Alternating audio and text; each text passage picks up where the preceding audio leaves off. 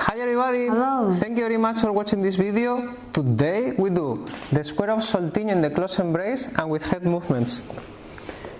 It looks like this.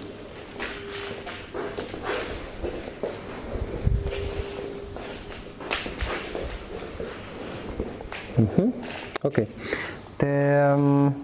We are doing it in the parallel system and clockwise. When the follower is going with the right foot, you will see the head of the follower on the right side. When the follower is going with the left foot on the first step, will be on the left. So when you are starting, you can start directly here, bending and a bit opening your chest. If you are not very sure about the footwork, please check our last video. Okay, so we are going here. 1, 2, and on 3 you are a bit like opening the chest.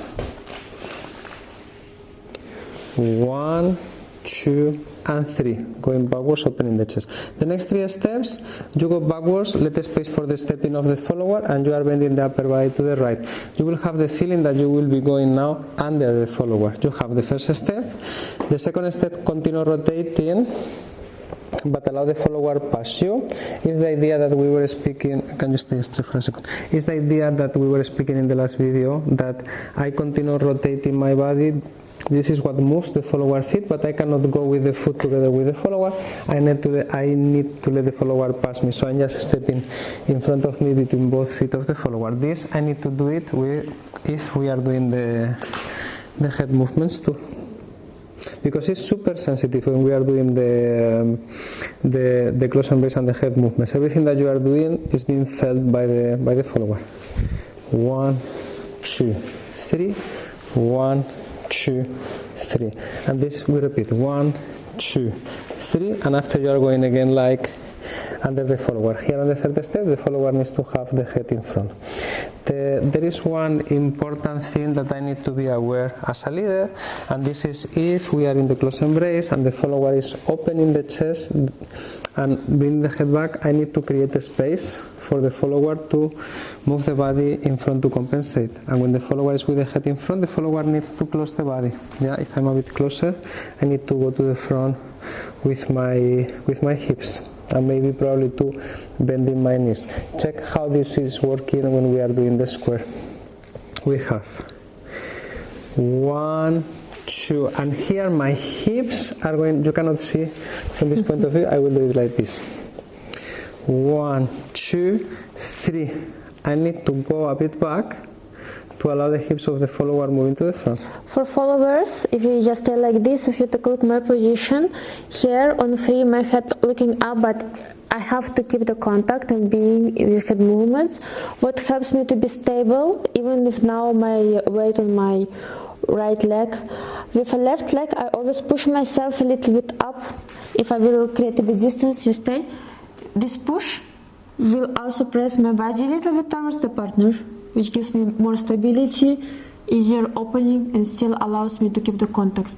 Like this it looks if I'm alone, and the same position I'm doing with the partner. Then he feels me a bit more present here. Fernando, how do you manage to bring the hips back and at the same time to open the chest? Sometimes this question is coming because, of course, I need to go with the hips up and I need to open a bit the chest for the follower, and if I don't take care, I can have this bad curve in my low back.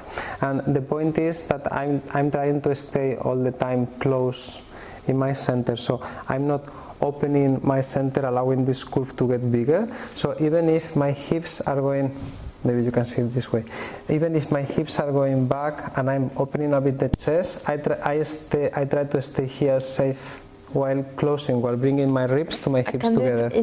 It's better. Olga, you can see better. Olga, you can see better doing this. You can show. What does he do? He doesn't do that. When he fall into this opening, he tries to connect it here, connect the ribs with the hips, and then he can protect the low back, pushing the hips bow, by connecting here and opening the chest. And so the position will be like something similar when a follower is doing a cambre. Yeah. Okay. So if we are doing it again, you will see.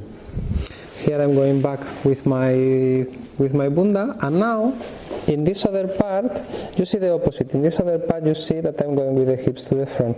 And here in my body, in my upper body, I'm more like closing my chest because the follower is closing the chest too. And with the head, I need to be aware where is the head of the follower. And the follower at the same time is not going all the way down with all the range of the motion, is holding a bit the head in front. I need to be aware how much distance in front of me I have, because if the leader gives me a lot of space, maybe I can give I can take a little bit more space for my bending, but normally in close embrace we don't have as much space in front as we do have back, so I do very small circle trying to protect the head of my partner from my head. Yeah, it's like it's my responsibility more than the responsibility of my partner. Let's continue from here. So we have FF-1-90, 1, 2, open the chest, FF-1-270. The motion, of course, is a bit easier, and the feeling is a bit nicer than when you are stopping the motion.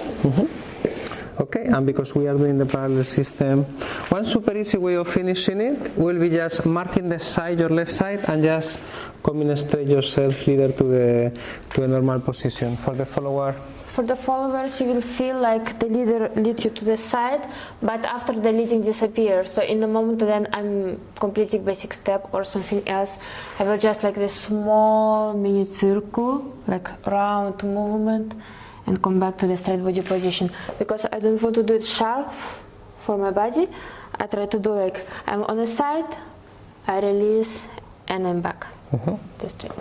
Okay, so thank you very much for watching this video, and in the next one we will take a look how to dance the soltinho square in the shadow position, and after we will add head movements to it. See you there. Ciao, ciao. Bye bye.